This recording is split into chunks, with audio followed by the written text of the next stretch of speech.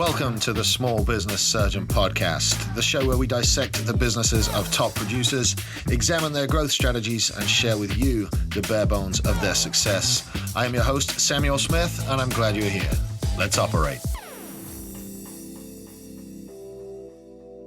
Hello and welcome to the Small Business Surgeon Podcast. I am your host, Samuel Smith, and this is episode 0. This is an episode that I'm doing all by myself, and I'm here to talk to you guys pretty much about my background, why I'm here, what I'm doing with the podcast, and who this podcast is for. So yeah, bear with me here as I attempt to monologue the entire episode. I do have a few notes, but the most important thing is, who is this podcast for? Who am I talking to? And essentially, it's people like me, people like myself, people like the person that I was and that I used to be. I'm really wanting to engage with people that have a similar mindset, guys that may be ready to get out of that 9-to-5 that they've been in, maybe cancel the status quo a little bit, and the aspiring entrepreneurs, guys that are taking the first steps into owning their own businesses, or even guys that are currently crushing 6 figures and looking to scale to 7, and it's difficult because I want to try and talk to everybody and share all the experiences I've had, but I really want to boil this down to just those guys that are like me. I really feel like I've got something to offer by talking to the guys that have a similar mindset and are wanting to take a similar path. Now, for those of you that are just now discovering me and who I am, I have built 2 7-figure companies in the past, and we'll get to that further on in the show. The first one, it was a car dealership. It had very slim profit margins, and I ended up selling it because I was working far too many hours for far little return. The second business I built was a supplement company, and I ended up just losing that owing to the fact that I was drinking far too much alcohol. So we'll get into that, and we'll get into my story a little bit as we go through here. But the whole point of the Small Business Surgeon podcast, it's to bring in other business owners. It's to bring in like-minded guys that are maybe a little bit behind me or a little bit ahead of me in the trajectory of business ownership, and really to cut away and dissect, if you will, their businesses and see what makes their businesses tick, as well as, looking at the failures of these guys and looking at the lessons that they've learned, because we get a whole lot of stuff on social media where everybody's successful, everybody's riding around a Lamborghini, everybody's standing in front of a private jet, and you only ever see people's highlight reels. So people think that they are, instant overnight successes, and that there's nothing else to being an entrepreneur other than buying a Ferrari. And if I don't have one, well, maybe I've done it wrong.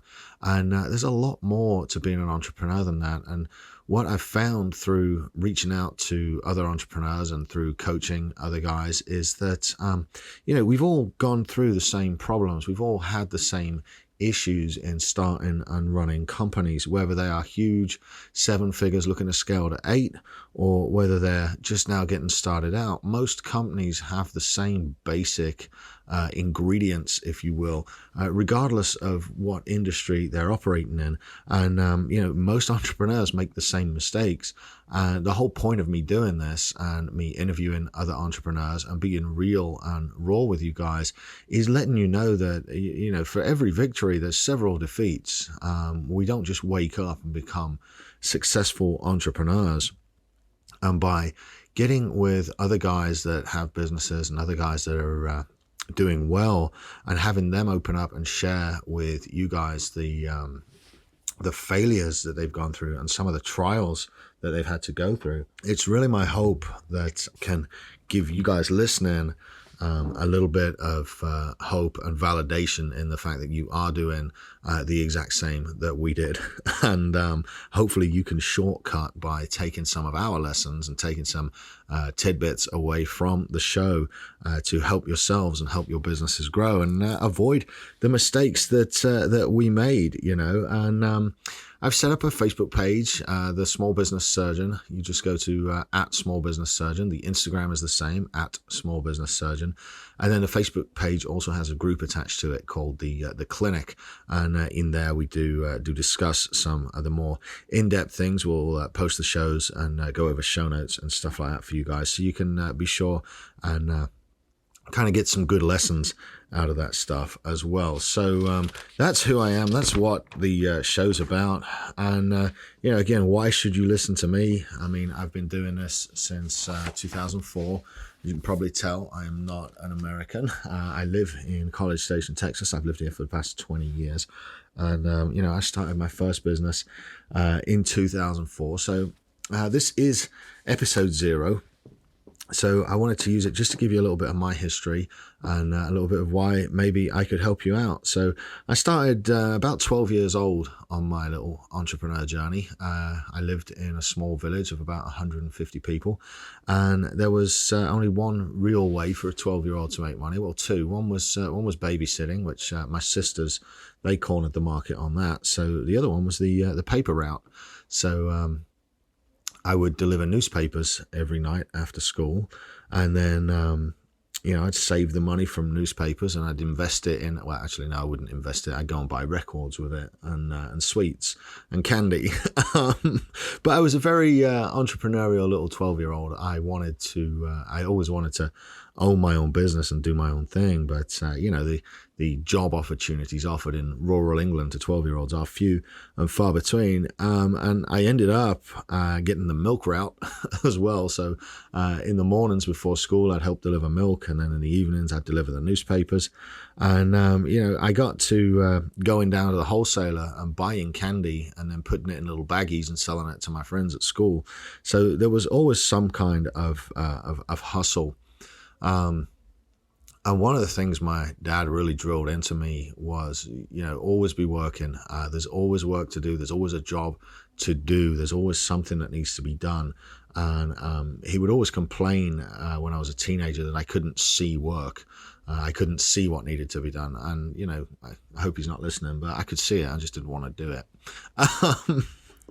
Anyway, I used to go on the weekends painting houses with my dad and my granddad. So my dad was actually a teacher, but my great-granddad and my granddad have both been painters. So he apprenticed as a painter, and I went into the family trade as well. I apprenticed as a painter. So when I came to America, I was 19, and I was a professional drummer. I'd got a band in Dallas that had asked me to come out and play with them.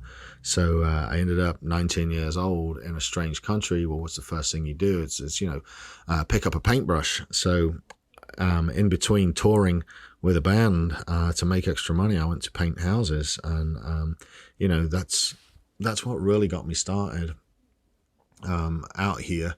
It's got my start. It was my background in construction and my ability to, be able to work and see jobs.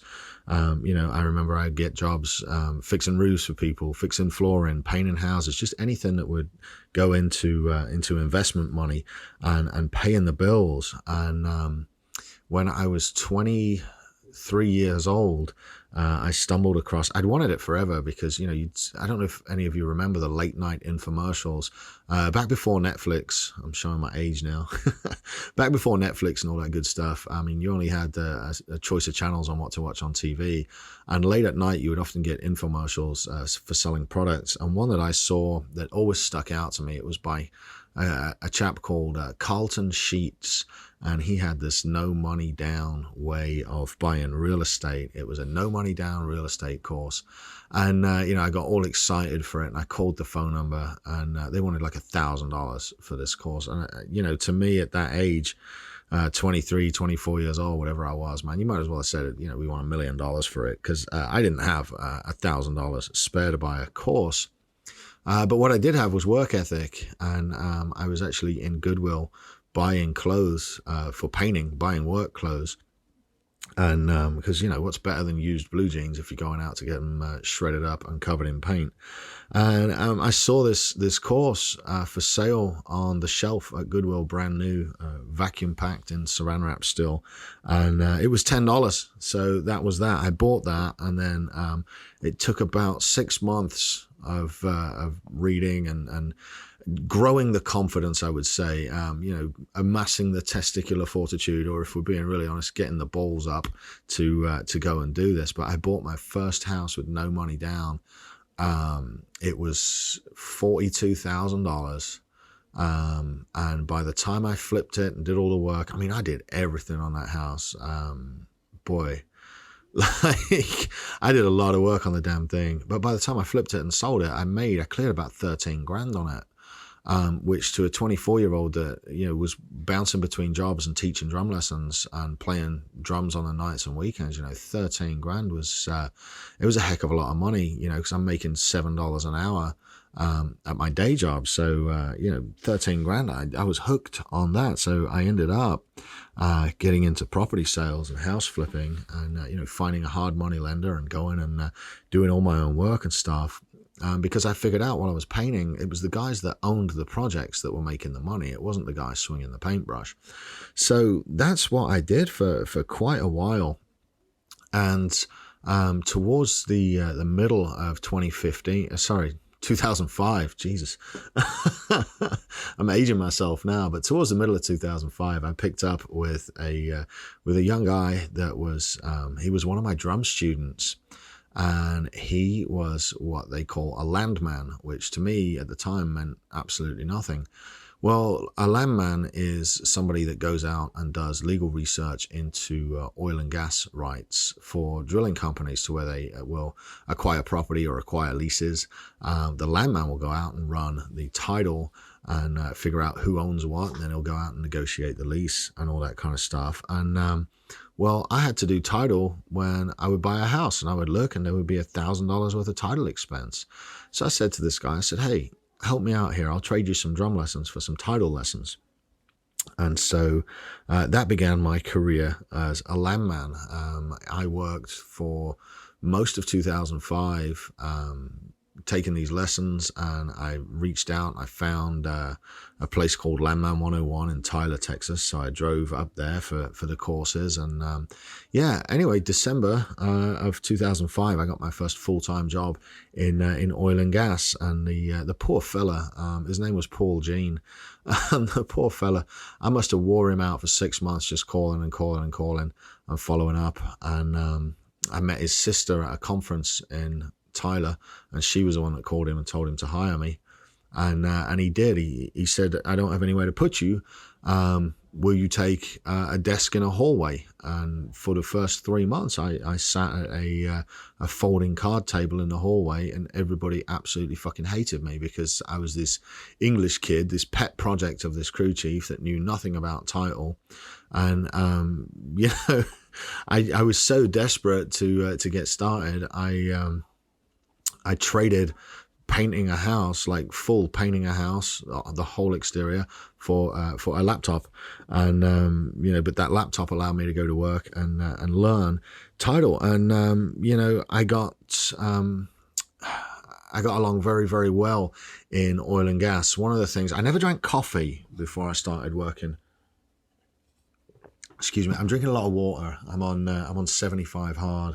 Just the podcast crew all challenged each other to lose weight. So I'm drinking a lot of water and just trying to stop from peeing. But anyway, so one thing that helped me get ahead at oil and gas, I never drank coffee, but I always loved the way it smelled. So I was so excited to have a job that actually paid. I remember my first year's equivalency. I mean, they paid day rate and 1099, but when you added it all up, my first year's equivalency was $55,000 a year. So I'd gone from $7 an hour hustling to $55,000 a year at a desk. I mean, it was just fucking incredible. I was like that.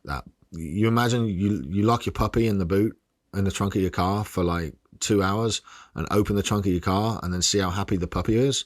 That's how fucking happy I was to get to work every day. I loved it. It was just amazing. I was working in an air-conditioned office. This opportunity had come because I just asked and worked. And then all of a sudden, I was comfortable. For the first time in my life, I could buy fucking groceries without looking at the checking account. I could go out for drinks and for dinner and not worry about the bill. And I mean, we're talking a $40 bill. And up to then, it was always, do I have enough cash? What have I got coming up? What payments do I have to cover? And boy, when I got this oil and gas job, so I was just in love with it. So I always would get to work super, super early. And,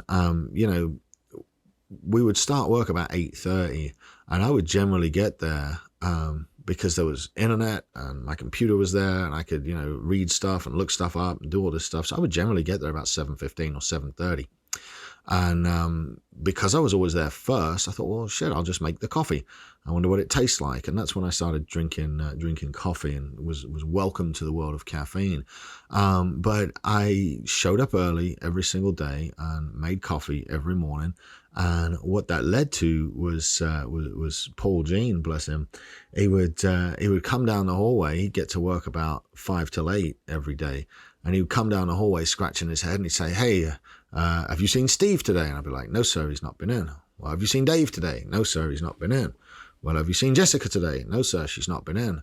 Well, can you do this? Yes, sir, I can figure it out. And so that led to me just becoming his go-to for stuff, because I was there first thing in the morning. I was always on time, and I always got done what I said I was going to do. And those are a couple of tenets that were taught to me by a guy called Herb Thorne, who I painted houses for in the very early 2000s. And he told me, he said, you're not going to last in this house painting business because you've got life figured out. And I said, well, why is that? And he says, because there's two things that you do that 98% of Americans just don't do. And I said, well, what is it? He said, you show up on time and you do what you say you're going to do. And funnily enough, that is a core value that I've carried with me. I think probably my granddad was the one that drilled that into me. And, to a lesser extent, my dad as well. But I've carried that with me, and that's a core value now that I implement in all of my businesses. I mean, everything's scheduled so I can keep track of stuff. This podcast is scheduled. My meetings are scheduled. My lunches are scheduled. But I know where I have to be, and I'm always there on time. And it is absolutely paramount that we do what we say we're going to do. So I've carried those core values with me pretty much forever, and it's what enabled me to accelerate my oil and gas career so fast. And anyway, to cut a long story short, everybody remembers what happened in 2009. So oil and gas was just belting along in 2008, and it came to a screeching halt in December after the late August, early September collapse of Lehman Brothers, and the housing market started to crash. Well, oil and gas, natural gas, I think went from $14 to about $2. So that ended up with just about everybody getting sent home, including me. So first week of January in 2009, I've gone, at that point I was clearing over 120,000 a year.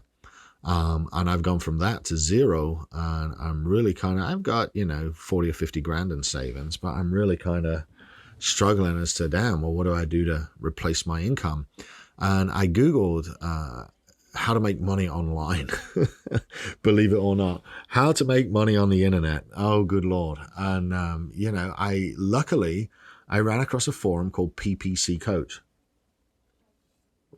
Now, PPC is pay-per-click. It's called pay-per-click advertising or pay-per-click marketing. And that's opposite of SEO. So with SEO, people will search for what you've got, and you'll pop up organically in the search results. Well, with pay-per-click, you see the little ad space at the top of Google there. That's pay-per-click. Or you see the newsfeed ads in Facebook. That's pay-per-click. Anything where you are paying to put eyeballs on a particular media to result in a click and a click through to a landing page and hopefully to a sale. So I got into internet marketing, pay-per-click marketing in 2009. And we won't touch too much on it because I went back to oil and gas. I was one of the lucky ones. I was only laid off about a month. There were some guys that it took them a year to get hired on again. But I had worked my way up with a good reputation and was fairly well near the top of the pile. So I was only off work for about 4 weeks, but it had planted this little seed in the back of my head about, hey, there's money on this internet thing.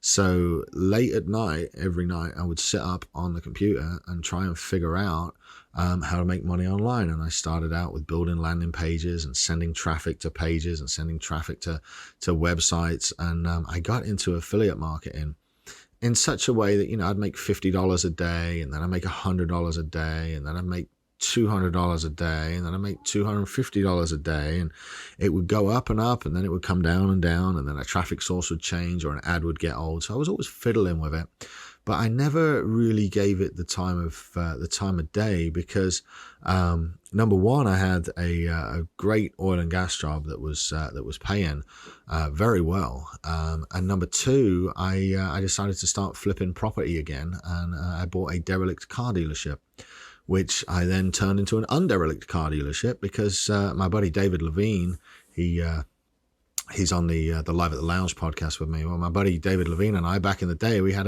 fuck it, what could possibly go wrong kind of mentality. And that led to me getting a dealer's license, renovating a car dealership, and actually opening a very small independent car lot, to which I learned an absolute just so much stuff when it comes to sales and customer service and follow-up and really the psychology of the sale and why people buy stuff. My time in the car business was just, it was great.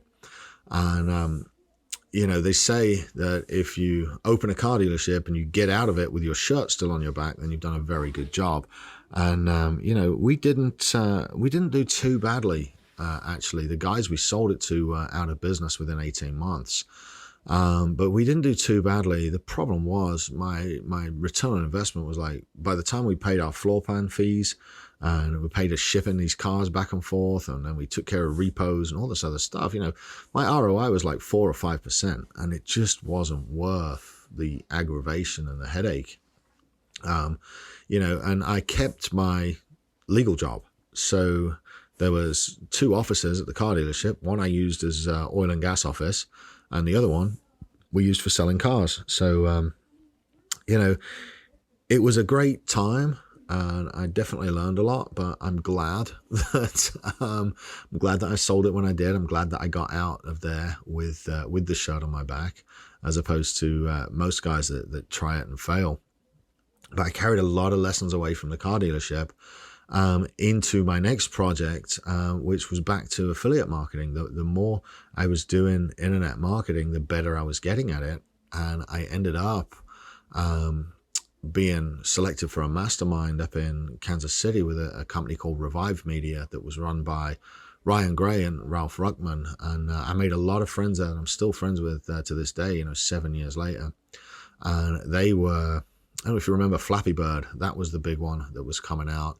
And we would do carrier build content for other countries. So in America, you buy stuff from the App Store, or you did. You still do.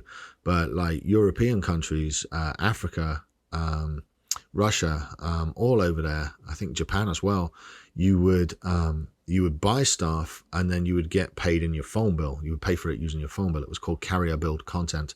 So what we did was build landing pages and traffic funnels for carrier build content, really before traffic funnels was a word. I think it was before Russell Brunson had coined ClickFunnels and all that stuff.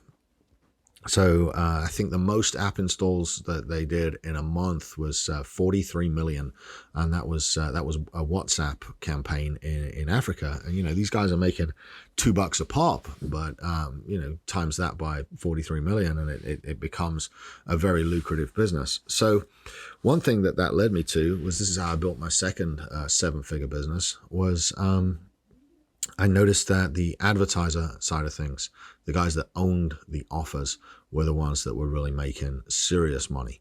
And so I went to work and figured out, how can I own an offer? And I took some of that money in the car dealership space that I got from selling the car dealership. I took some of that money and used it. I bought into a company here in town who shall remain nameless, because I don't want to give them any fucking publicity whatsoever.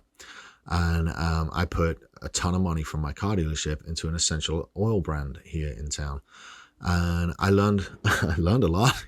Got another one of life's lessons.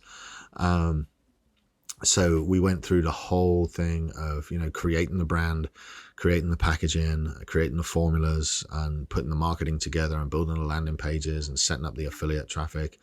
And we launched it, and we had a launch go on, and we were doing a trial to a rebill. So it would be, $9.95 for your first month, which we'd obviously lose money on. And then we'd replenish your supply, and it would be $39.95 for a 30-day supply. Right. So you've got this, it's called negative option billing. So that's what we did with the essential oil. And then, some of the guys that were involved in the company decided they would like to take a distribution from the company and have me no longer work there. So they did. They took all of my capital as a distribution, and then gave me the legal papers and removed me from the company. And whilst technically not legal, what my attorney told me was, look, these guys are going to fuck up at some point. And when they do, legally, you still own that percentage of the company. However, this piece of paper here, it absolves you from all blame. So just sit tight. So if they ever launch it and actually make a company out of it, you can go after them for the percentage that you own. And if they don't, well, you just got away scot-free in all the lawsuits that they're going to generate by being arseholes. So lesson learned.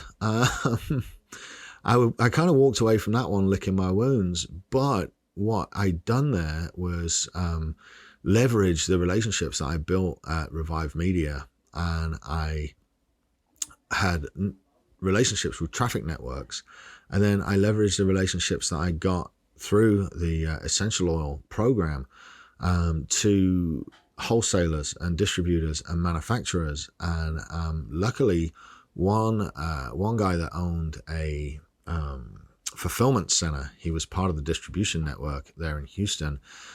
He kind of saw what had happened, and he told me, those guys are idiots. You were the one pushing this. You were the one flying the airplane on this deal. I'm going to be your partner, and you come fly my airplane. We'll split the funding 50-50, and we'll split the profits 50-50, and I'll teach you how to do it. And of course I said, fuck yes. I jumped on the opportunity. So that was August 2015. We launched the supplement brand, and it took off. I mean, it really did. We did just a very basic straight sale to continuity upsell. So if you bought supplements you could buy them straight for $99, or you could get 20% off and buy them for $80, and then you would go into a monthly shipping program, and you get billed $80 a month, and we'd send them to you till you canceled. That was the incentive for the discount.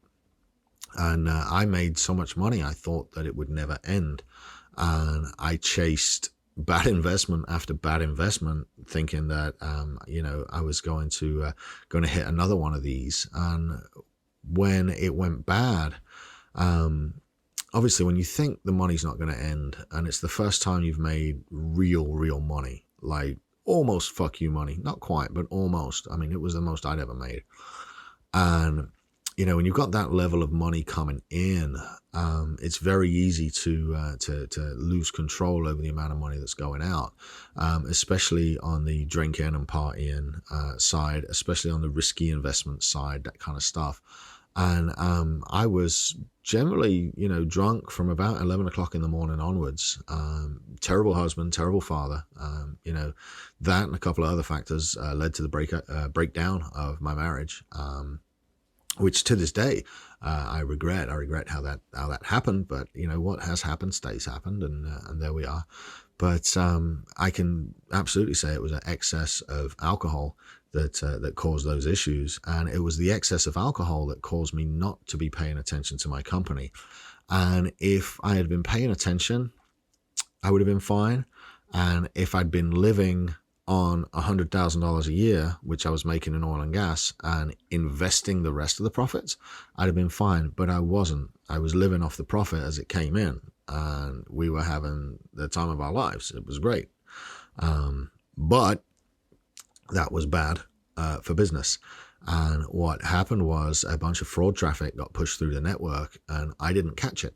And if I'd been reconciling my business and reconciling my accounts, I would have caught that. And if I had been, if I'd not been drunk, I would have been reconciling my accounts and I would have caught it. If I'd not been reckless with the money I made and if I'd invested it in other places, it wouldn't have mattered. I could have rode the storm out. But for all the what ifs, I was done. I ended up losing every last little penny and then some more, owing to the fact that my chargeback rates spiked.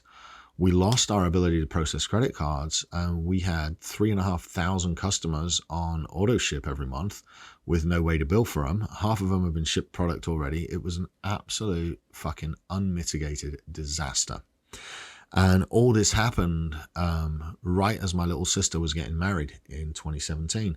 So I was over in England. I don't know if any of you have been to an English wedding, but there's a lot of drinking involved. Because I was there visiting, there was even more drinking involved. And because my high school friends were all kicking about, there was even more drinking involved. And looking back, I don't think I've got a picture of me. And I wasn't in the wedding video because I shot it. But I don't think I've got a picture of me over that 2-week period without having, glassy eyes. And so my business has collapsed. I've been drunk for 2 weeks in a row. My little sister's got married and we're leaving my parents' house about 5:15 in the morning on, last day of the trip. We're heading back to the airport. And as we're saying goodbye to everybody, at the time she was my 63-year-old mother. A little bit older than that now, bless her. But she tiptoed up, because I'm quite a bit taller than she is. She tiptoed up, she whispered in my ear, she whispered, "Sort your fucking life out." And I don't know if you've ever had a 63-year-old English mum swear at you, but let me tell you, it's quite a defining moment. It's very unsettling. It's very polarizing. It's a very, it really did affect me in a way that I wasn't really sure what was going on, but I was like, shit, man, I'm disappointing my mom. Mom and dad, they're the two people you want to impress the most, right? Those are the two people that you want. All you want from them is recognition. Is, hey, good job. Hey, I'm proud of you. And I'm getting the exact opposite. Sort your fucking life out. Wow. Well, fuck. So I get on the airplane and I'm sitting down. I'm like, fuck it. I'm having a drink. And I go to order a double Jack and Coke. And I'm like, it's like fucking 10:30 in the morning. And I said, you know what? I'll just have the Coke. And I made that decision that day that I wasn't going to drink that day. Just that day. I'm just going to have a minute. I'm going to have a break. And I got all the way through that night. I woke up the next morning and I thought, hey, maybe I won't have a drink today. Maybe I can make it 2 days. And then it dawned on me that I couldn't remember a weekend since I was about 17 years old that I hadn't had a drink.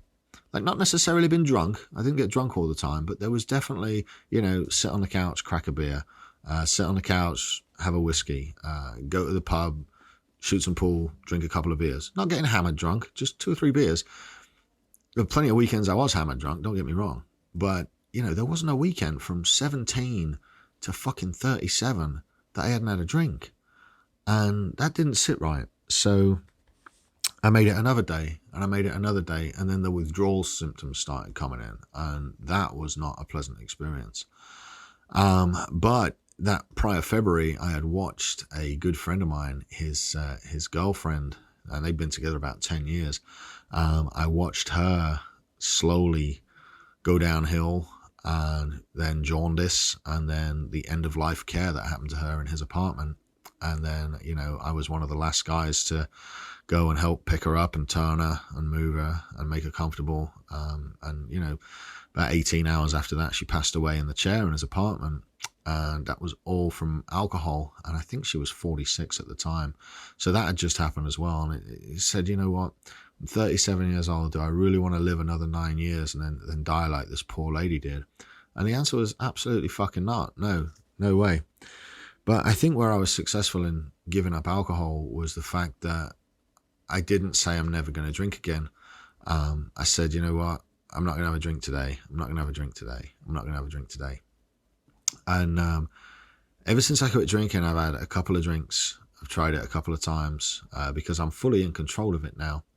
And surprisingly enough, I think whatever spiritual being you believe in is trying to give me a message, because every time I've tried it twice, drinking, and both times I've been violently ill after just a drink,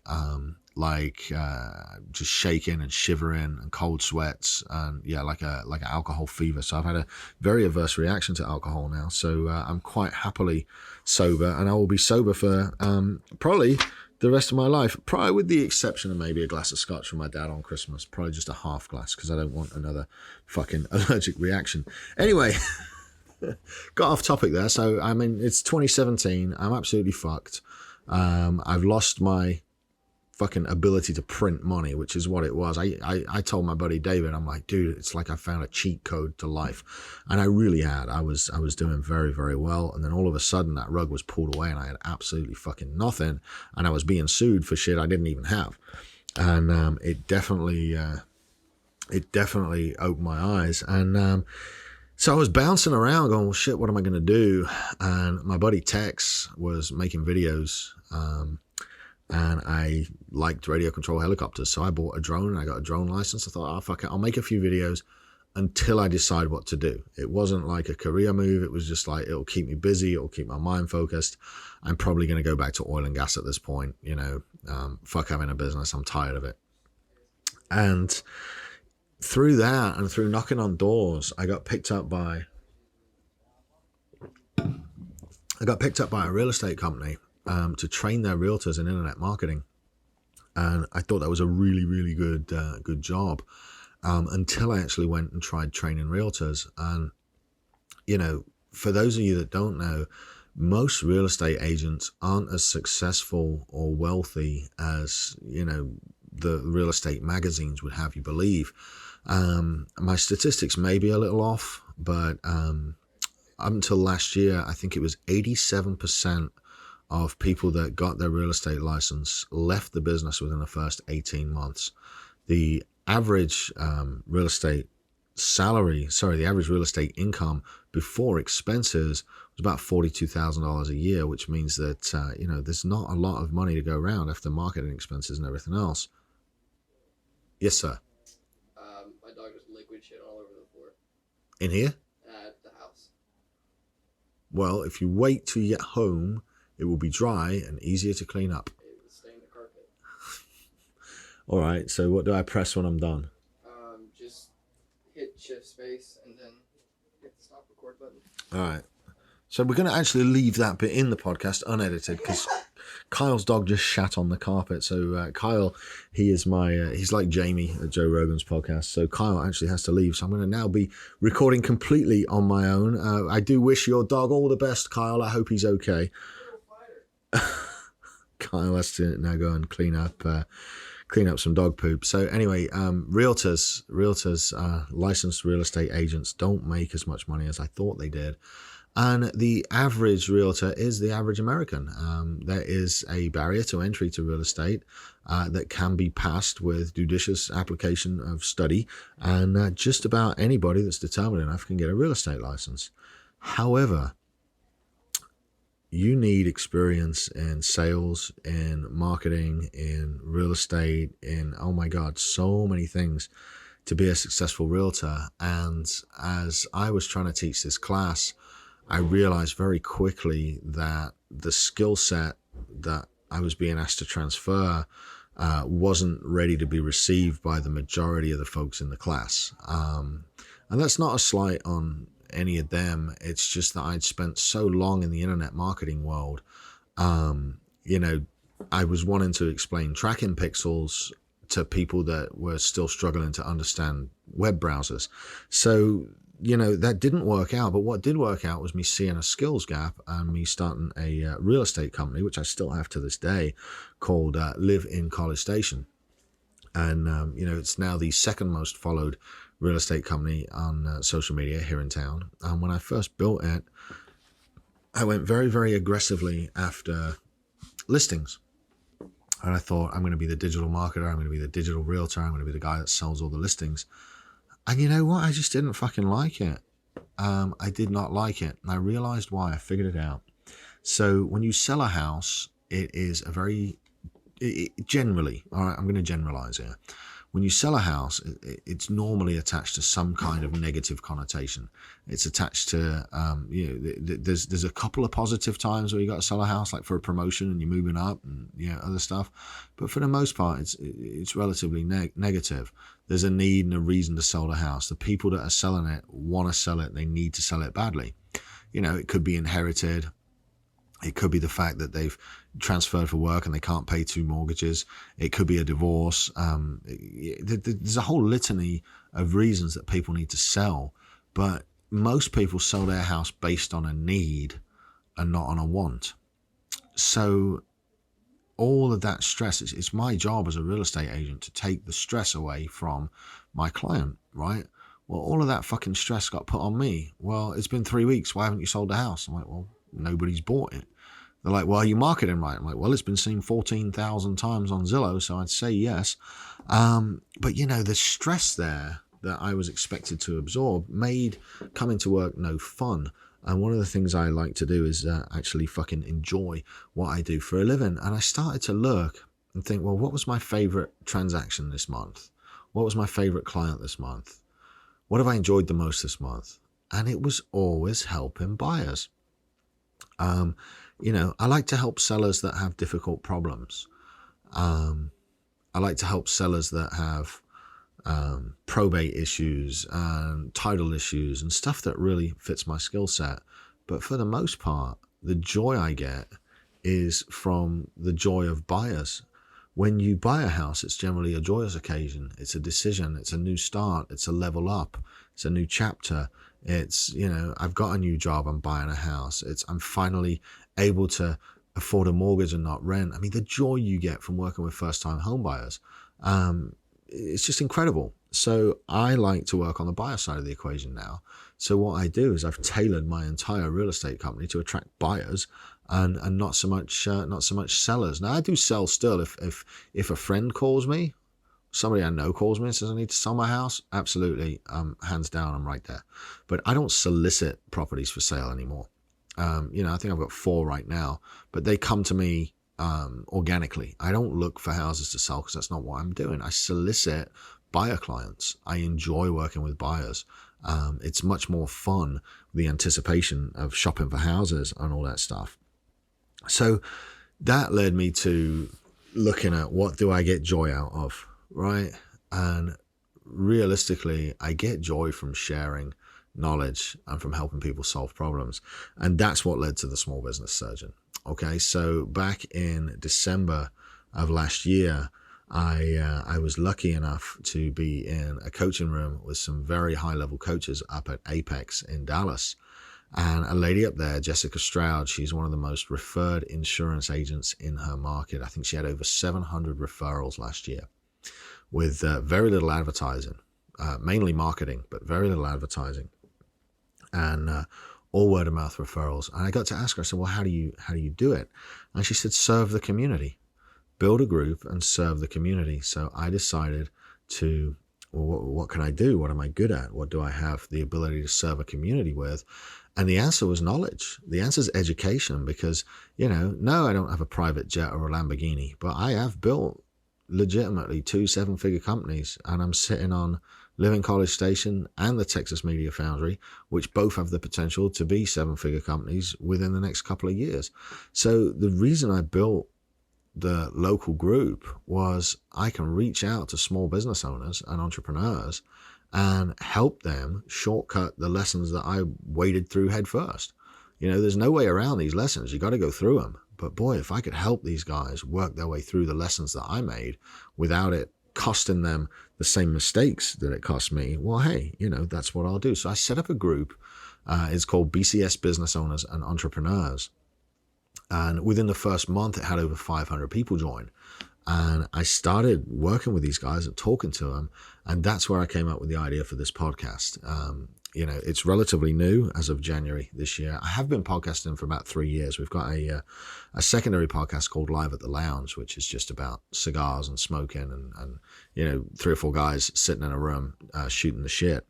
But I wanted to make the Small Business Surgeon much more focused on mistakes and lessons, and really interviewing entrepreneurs and giving them the opportunity to be raw and to share their mistakes with other guys that are in the same business, and allow those guys to shortcut those mistakes and allow the younger crop of upcoming entrepreneurs to learn from the stupid shit that we did for the last 10 or 15 years that has hindered our progress, and how we've managed to come through that and be successful on the other side of it. So that is the point of the podcast. That's the point of the show. That's the point of why I think you should listen to me, and why I think I am qualified to help people through their stuff.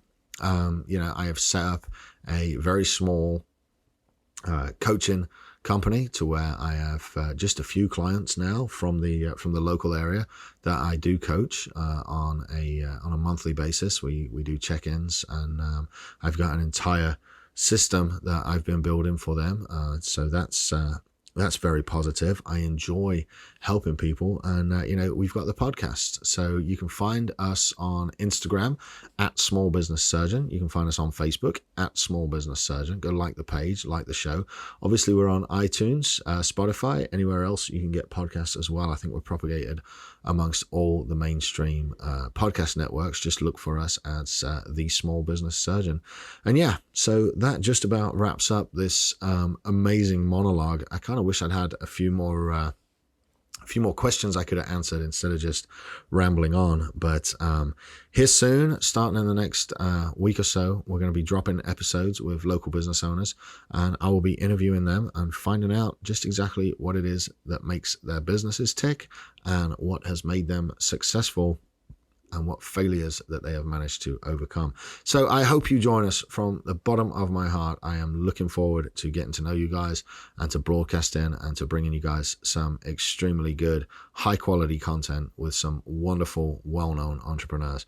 Thank you so much for listening today, guys. I am going to get off of here now and get back to my next appointment. It's just past 2:00. That means the bell is ringing, and there's more stuff for me to do around here. I appreciate you listening. I appreciate you being a part of the show. And I'm looking forward to getting to know each and every one of you. You'll stay safe and have a great day. Thank you. This episode of the Small Business Surgeon Podcast has been brought to you by the Well Hung Art Gallery, professionally mounting since 2020. Be sure to listen to us on iTunes, Spotify, and wherever else you listen to your silly podcasts. Take care and have yourselves a wonderful day.